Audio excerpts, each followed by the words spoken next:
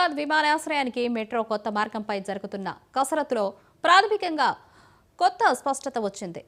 నాగోల్ నుంచి LB Nagar, Chandrayangutta, Mailar Devarapalli, P7 road మీదుగా విమానాశ్రయానికి మార్గం మేలనే భావంలో మెట్రో నిపుణులున్నారు.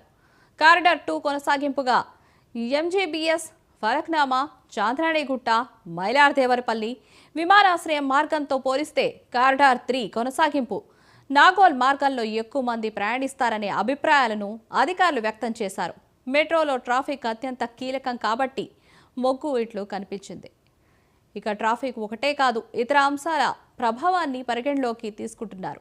ఫలక్నామా నుంచి వచ్చే మార్గం చాంద్రాయణిగుట్ట వద్ద ఇరుకుదారి కావడంతో పాటు ఫ్లైఓవర్ పైనుంచి మలుపు తీసుకుని నిర్మాణం చేపట్టడం అతిపెద్ద సవాల్. అదే నాగోల్ నుంచి మార్గం అయితే ఫ్లైఓవర్కు సమాంతరంగా వెళ్లనుంది.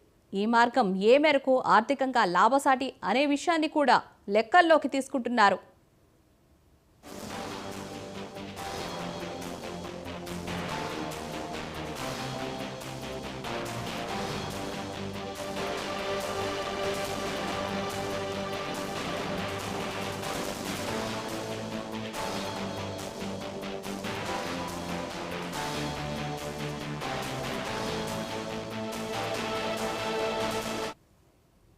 కారిడార్ 2 MGBS నుంచి ఫలక్నామా, అక్కడ నుంచి 1.5 కిలోమీటర్ల దూరంలో చాంద్రాయణిగుట్ట వద్ద కూడలిలో విమానాశ్రయ మెట్రోని కల్పిస్తుంది. చాంద్రాయణిగుట్టలో జంక్షన్ ఉంటుంది కాబట్టి JBS నుంచి వచ్చేవారు చాంద్రాయణిగుట్ట వరకు వచ్చి అక్కడ విమానాశ్రయ మెట్రోకి మారాలి. MGBS నుంచి ఫలక్నామా వరకు 5.5 కిలోమీటర్లో మొదటి దశలో చేపట్టాల్సిన మార్గం.